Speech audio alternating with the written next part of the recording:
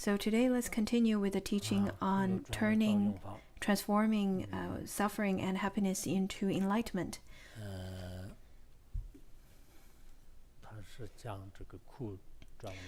It talks about to transform. It talks about two aspects. The first aspect is transforming suffering into enlightenment, and the second is transforming happiness into enlightenment. In terms of transforming suffering into enlightenment, it has two aspects. One is relative, and the other one is ultimate. Same applies to transforming happiness.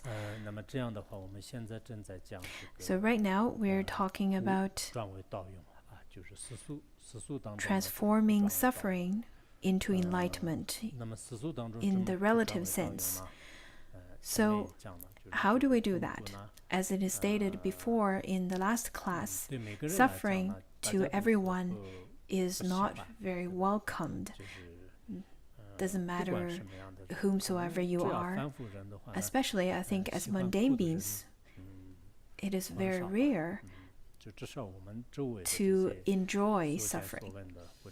At least the people that we encounter, people that we know, I don't think there are many people who enjoy suffering. Many people would say that, please, no suffering. Or even if there are suffering that does occur, they would get quite fearful. In fact, suffering in samsara is continuous, just like waves in the ocean. One wave comes and right away another wave just gushes again. It's one after another continuously. So in our world, many people wish that, I wish my suffering could end early, could end soon. I wish that I could be happy always. That is the kind of thinking majority of the mundane beings have. However, is it possible? We can see from the ancient time till now, let it be from the West or the East, in terms of history, in terms of people who lived for a long period of time, in terms of how we read their lives and how they spent their lives in the literature and articles and so on, we can definitely see people from 300, 500,000 years ago, they also wish to depart from suffering. They also want to have happiness. But can you actually have it? In fact, I think it's very rare, except for a very small number of genuine bodhisattvas or great practitioners. Therefore, the kind of pith instruction like this is quite different than those of teachings that you can receive in the world. This is probably quite a new practice for you. Many people studied the Dharma for many years. Of course, in the esoteric teaching, we talk about the suffering and happiness is a non-dual wisdom when you look at the nature of it. However, in this relative world, in fact, suffering can become favorable conditions in our practice. Not only favorable conditions to our practice, in fact, we are not running away from this suffering. When suffering occurs in our life, problem occurs in our life, we would say, oh, wonderful, there's suffering, there's problem, I'm really happy about it. I have great merit to be suffering right now. So next time, if you ask someone, how was your sleep? And if the other person reply you by saying, it was terrible, and then you can say, wow, that's wonderful. You're so meritorious that you didn't sleep well. You're so meritorious that you didn't sleep well to suffer from it.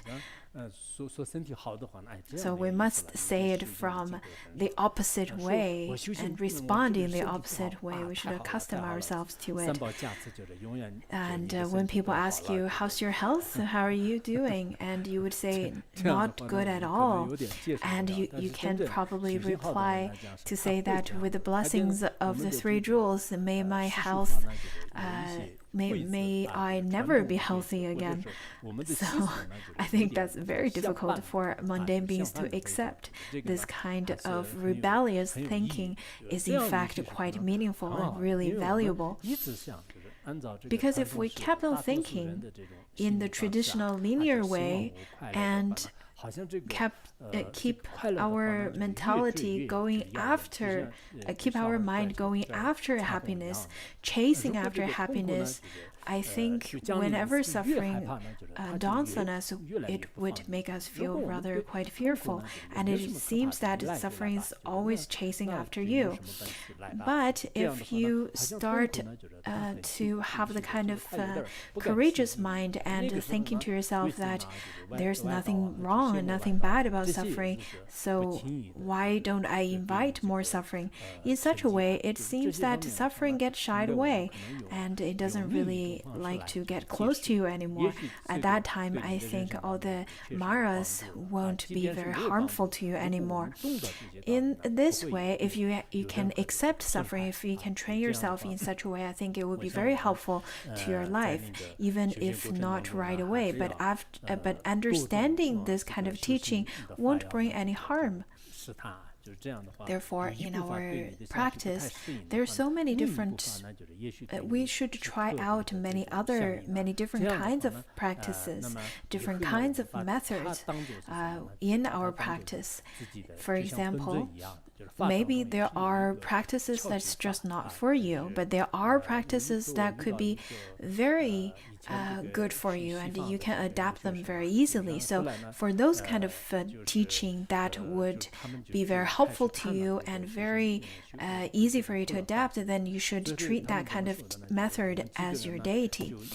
I remember once I met some students who studied abroad in the West, and they told me they studied this particular teaching and they felt that this teaching is very helpful to them, and therefore they would carry this teaching with them at all times, just like how they would carry their deity with them all the time.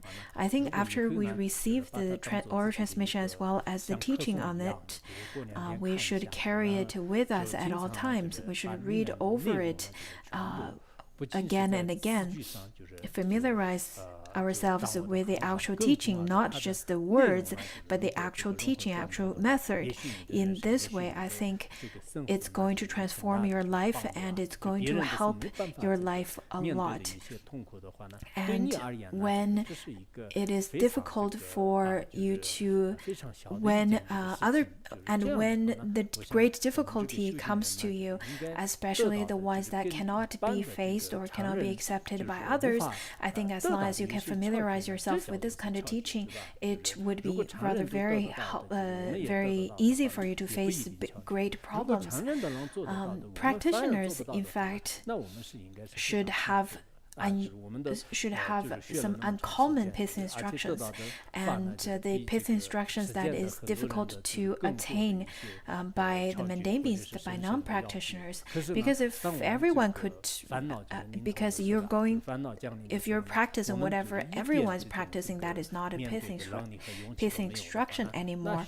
If everyone can do it, but you cannot do it, then we should feel quite ashamed of ourselves. After all, we've studied for so long, and we should then carry more path instructions to practice on us, especially when afflictions dawn on us. So we should have more courage to face it. Otherwise, you only study it, but you only get the merit of studying, but it doesn't really apply to you practically in your life.